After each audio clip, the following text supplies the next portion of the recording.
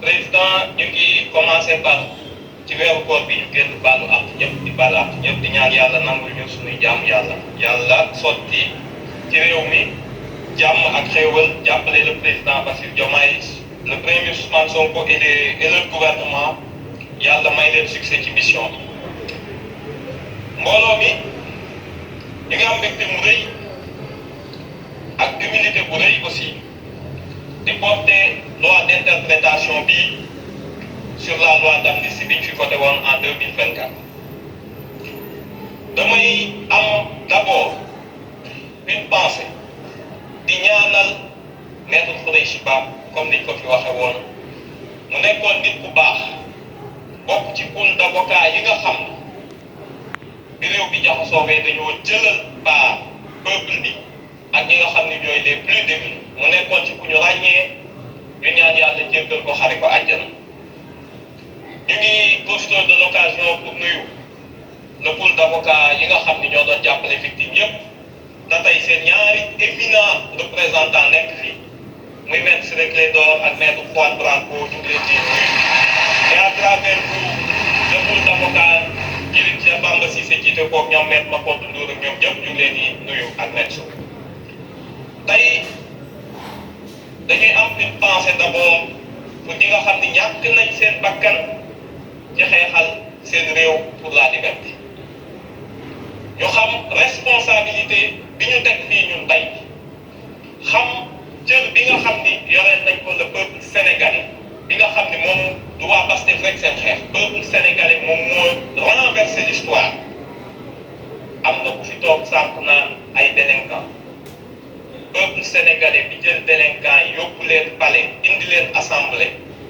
boo woowee ñoonu délinquant yow dañuy am kersa qualifié li nga nekk tey jii dañuy wax ak ñi nga xam yu bëri ci ñoom bis bu doy waar la tey ndax dafa am ay ministres yu fi nekkoon ay membres gouvernement yu fi nekkoon ay victimes nekk fi ñun ñëpp ñu bokk ci moytu di fayantoo melentaan da koy moytu parce que ñun dañoo nekkoon ci situation bu xaw a jafe peuple sénégalais ay tous les pouvoirs ñun suñu situation le peuple nous a porté le peuple Babacar Ndiaye honorable wax na ko moo amnistie lu raw amnistie la defal ndax ki ngeen woowee terroriste woowee ko force occulte mu jël ko teg ko ci palais bi ni moom laa wóolu ci Sénégal loolu doy na pour désaccorder leneen li nga xam ne moo ci nekk te moo tax war ñu topp ñii fii tooguñu fi pour fayantoo tey ñun yàlla dafa def te yéen laay waxal yéen ñi nga xam ni vous êtes les victimes des combattants de la liberté am na loo xam ne am ngeen ko te xaalis du ko jënd te dara du ko jënd quand les livres d'histoire dañ koy bind ci Sénégal ñii li leen dal ngeen ko xamoon da ngeen leen di ñaanal yërëm leen du ngeen fayantoog ñoom parce que fii 10 15 20 30 ans quand on parlera de l'histoire du Sénégal ku ne ci ñun sa doom ak sa sët dina dem école jàng événement yi ni la papa wala maam ba quand nga bokkoon di Sénégalais di xeex seen liberté te jàpp naa ni ku ne di nga fier bis boobu ni maa ngi woon ci camp ñi doon xeexal peuple bi am na ñoo xam ne dinañ du sa wax bokk nañ ci camp APR wala Benno Bokk Yaakaar moo tax man la ñii jar ñoo fayal ko lan moo xew ba indi loi bi 2011 dégg naa li ngeen fi wax yéen amnistie da leen a dal avant amnistie parce que ay yéen ñëpp ñi fi nekkoon ministre Benno Bokk Yaakaar yéen ñëpp autant que vous êtes ñi fi nekkoon ay député def naa 5 législatures 10 xam nga lu leen di teg 2011 le peuple sénégalais s'est battu mu am 14 morts ñu taal ay kër taal ay bus dàq fi benn ministre boo xam ne dañ ko bëggoon nañ sa publiquement moo tax yéen ñëpp ngeen nekkoon fi ay ministre ak ay député Thierno Alassane Sall Aïssata Tall Sall ay nit ñoo xeex rey ñu rey leen dëkk bi tàkk ngeen leen di woowee des héros et des libertés tey ngeen bokk campé bëgg nit ñi ay délinquants dañ lay jënd respecté leen ñiy xeex pour leur liberté parce que liberté boobu ñooñu faatu woon moo tax ngeen toog fi da ngeen gaaw a fàtte fii ngeen toog assemblée vous avez donné 10 millions à chaque victime Maître Sidiki Kaba n'avez pas de mémoire parce que da ngeen a gaaw a am nit vous avez donné 10 millions chaque tey ngeen di même victime yi amuñu droit à une indemnisation te fi ngeen toog jox leen 10 000 damay ñëw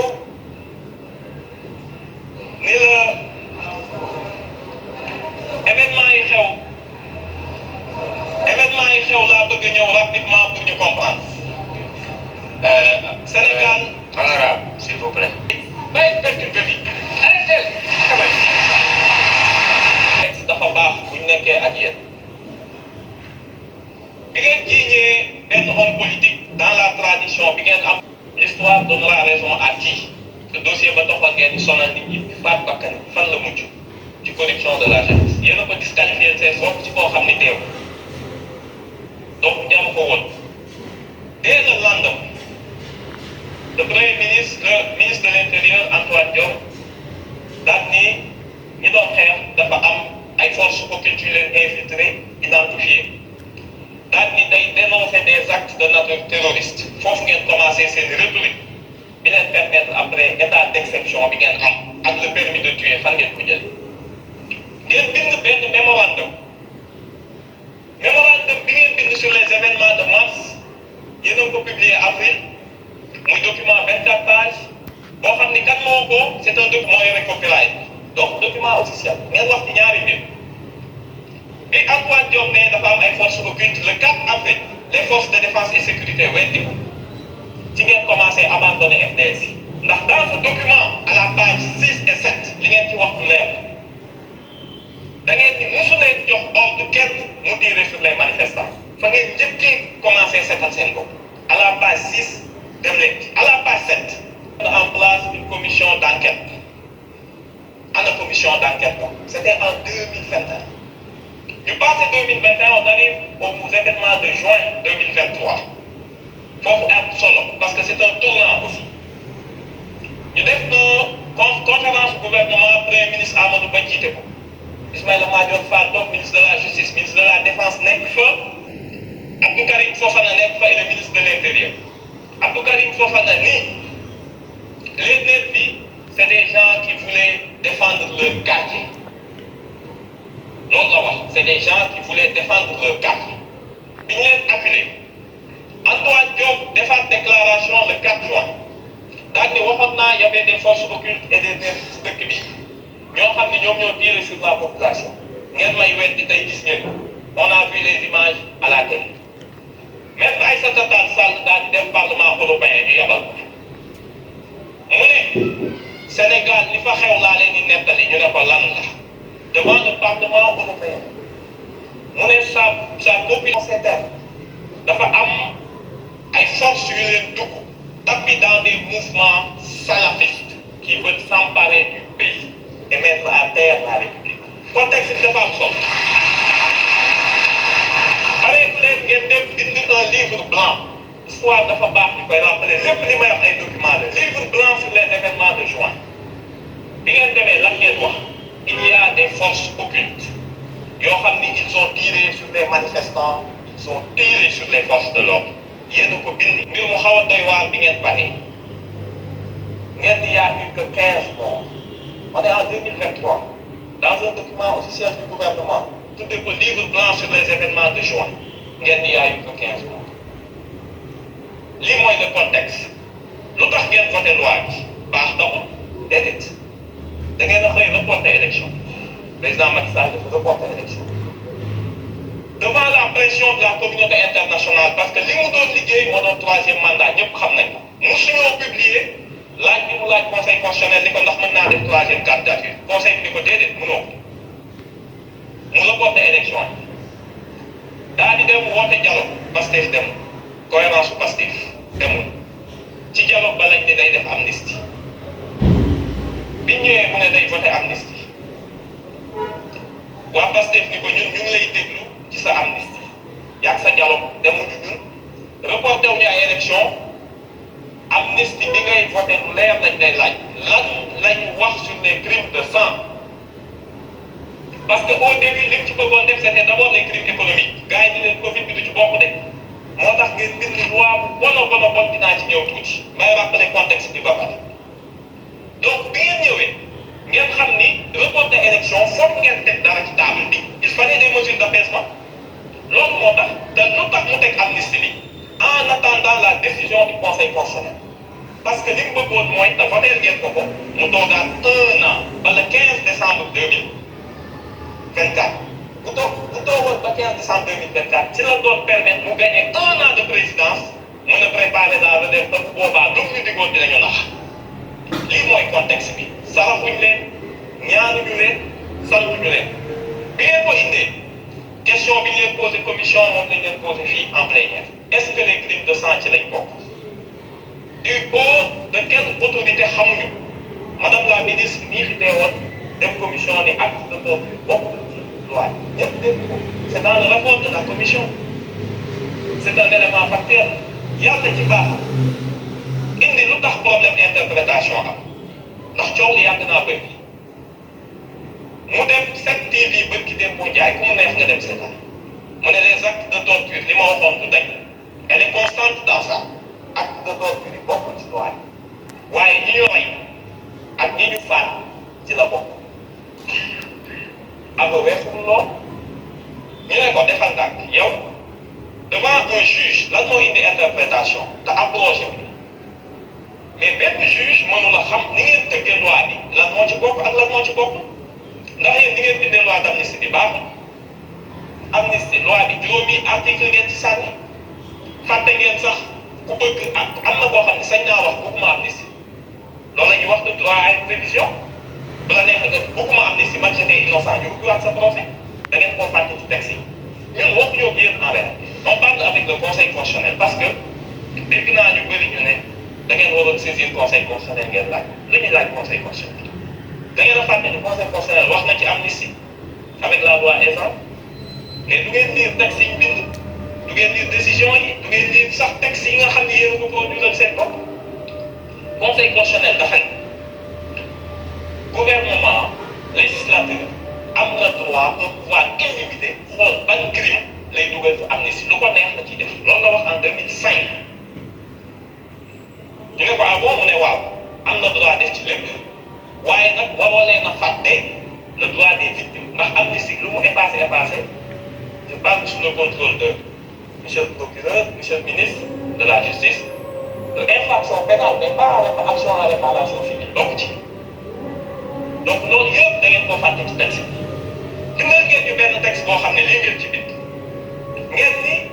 mars 2021 ba février 2024 lépp loo xam ne xew na fi ñu mën ko qualifier de crime wala de délit wala de crime mooy lu ñu la mën a tëj fukki at ak lu ëpp ak lu ñu la mën a tëj ba fukki at ñu ne loolu lépp amnistie nañ mooy article 1 ñu ne waaw mais boo nee lépp mën nañ ko amnistier quand ça se rapporte à des manifestations wala mu am motivation politique loolu day impliquer les crimes de sang même si nee nañ tey xamuñu lan mooy crime de sang mais ñëpp xam nañ ko dañ ci jublu ñu ne loolu leer ñun la taxoon ñu voté bu ñu loi ci la ñuy dellu si waat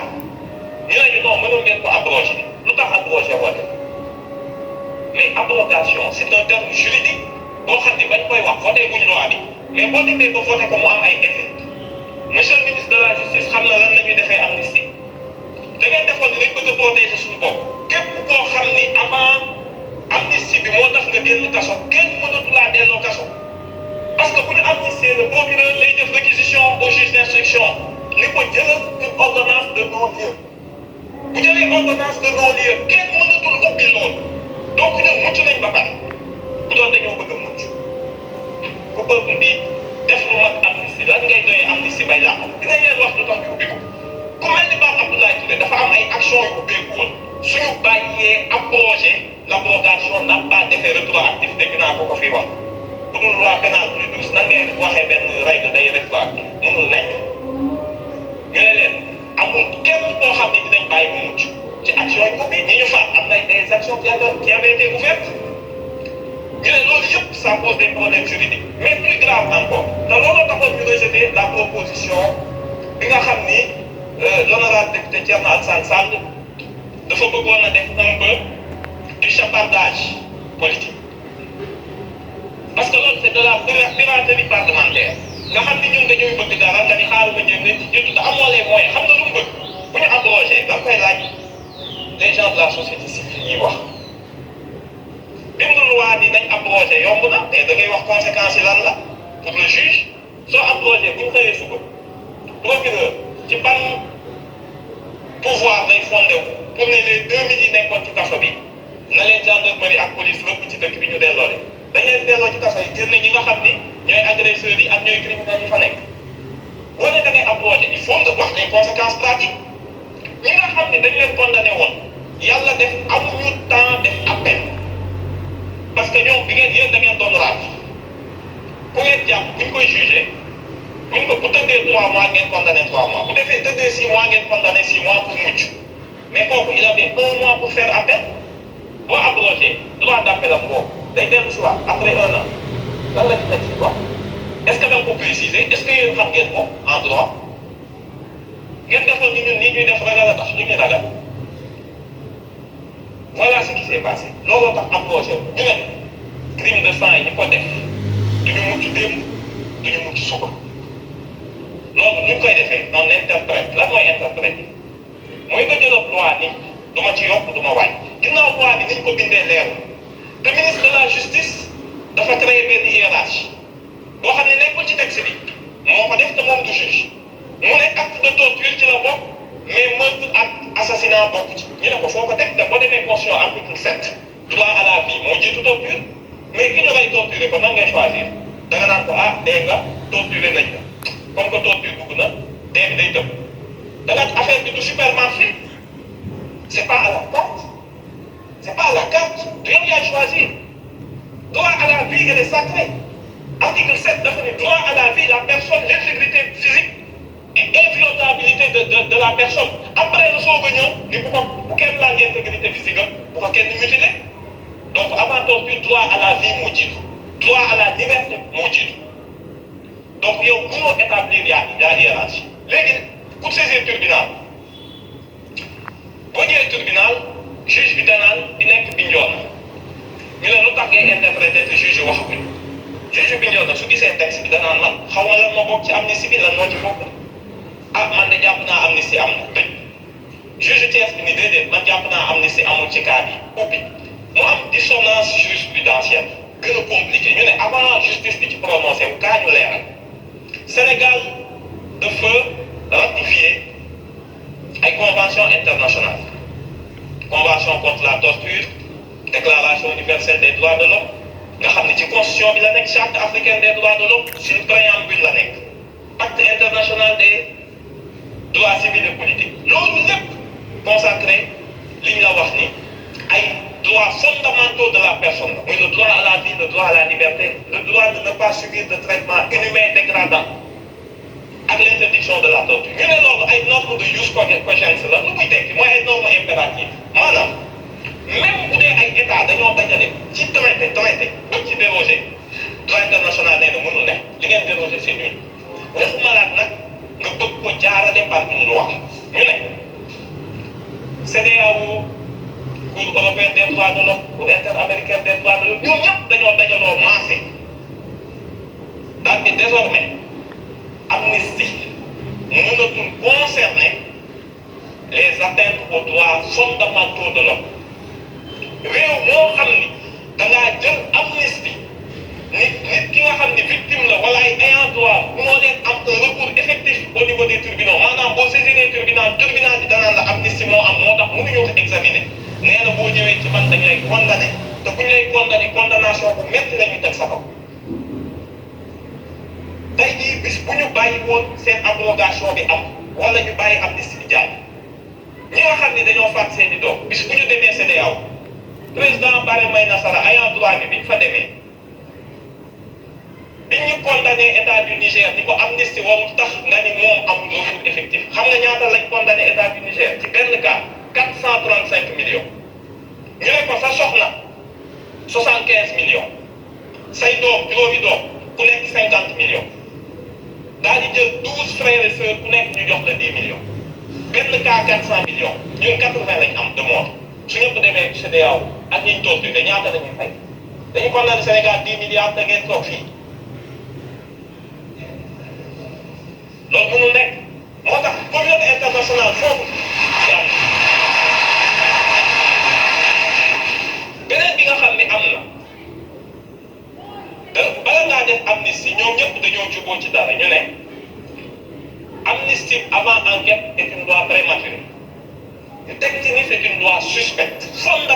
élément suspect bu dee dañ koo def avant enquête ñu xëy ni salaamaaleykum ngeen ni force de l'ordre yi ngeen ni fii si yéen a ko yéen a tuddoon force occulte action terroriste tapis dans des mouvements salafistes seen champ lexical la seen vocabulaire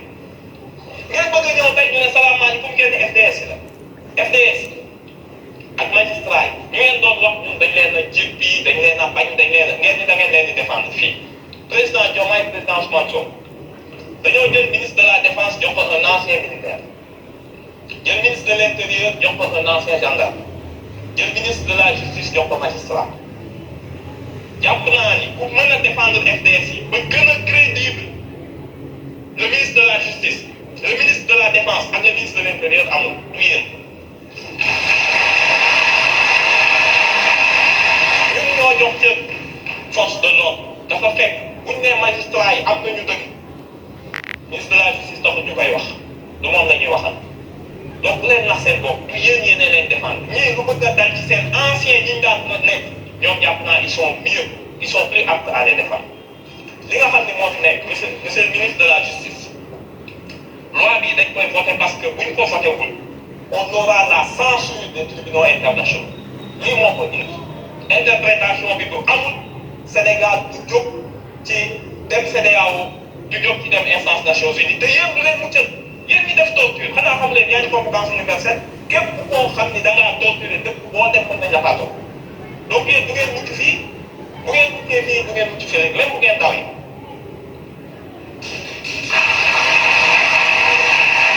donc ñun li ñu wax mooy musuñoo bañ dañu ni loi bi li mu wax dafa leer moom la Pastef mës a wax moom la peuple sénégalais mës a wax les assassinats rey faat bakkan torture traitement inhumain dégradant disparition forcée de personnes bokkul ci loi bi quelle que soit motivation nga rey indifféremment de leur cause kon jeexal na kan ngay dëpp nañ bàyyi yoon leeral kan moo doon faat bakkan mais yow kan moo doon faat bakkan rek nga ne ñun nga bëgg a viser lu ngeen di nëbb amu fi te dafa am leneen lu am boo leen ne dédier un droit à un recours effectif li ngeen comprendre justice transitionnelle day dox ci ñeenti fan bi ci ëpp mooy boo bëggee justice am paix sociale am il faut que victime yi am lu ñuy wax investigation droit à l'investigation comme procédure bi mën na ñàkk ñu enquête ñu juger ñu sanctionner ñu réparer am solo ñu am une garantie de non répétition loolu mooy nag ñun liñ pare soxla ci loi bi bu paree wax naa la 2011 dañoo faat ay bakkan pour ngeen ñëw ci nguur gi ñun bëggatuñu kuy ñëw ci nguur bi ñuy faat ay bakkan dañuy changer toutes les procédures dañuy fexe à partir de cette loi et de cette justice ba nit ñi xam ce qui est responsabilité mais ce qui est plus important mooy ñu xam ni bis bu bakkan faatootee il faut que les FDS xam les règles d'engagement dinañ xam kan moo yore fetal bal bi kan moo ko yor su nit gaa faatoo rek xam nañ kan moo tiire jaratul ñuy wax kan ak kan la loolu lañ ci njëkk a jug bi toog amatul benn procureur boo xam ne sañ ngaa signé certificat de genre de mort boo xam ne dañ koo rey par balle nga ni par accident la sañatoo ko sans autopsie sañatoo ko dañuy changer code pénal dugal ci code de procédure pénale ay règles yu bees yoo xam ni manifestation bu amatee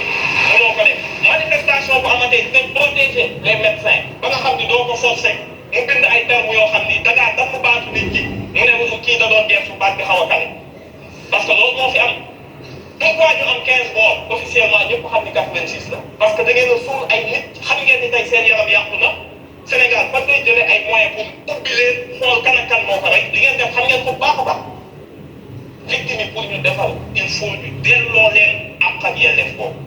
moo tax loi bi dinañ ko voter avec fierté te xam ngeen ci daal. Je vais essayer de résumer un peu en français ce que j'ai dit après avoir rendu hommage et à travers pour tout le pôle d'avocats. Je rappelle juste que on a proposé l'interprétation de cette loi d'abord de façon primordiale pour permettre au Sénégal de se conformer à ses obligations internationales. Vous savez, on peut saisir le Conseil constitutionnel pour demander. Le Conseil constitutionnel l'a dit et répété, même dans la loi étant, il n'est pas compétent pour apprécier la convention constitutionnalité. C'est-à-dire qu'il ne peut pas apprécier la conformité d'une loi à un traité international, à une convention internationale comme le cas de la torture. Si vous déférez cette loi, vous demandez au Conseil constitutionnel est-ce que la loi d'amnistie est conforme à la convention contre la torture, qui est une norme de droit international. Il vous dira je suis incompétent.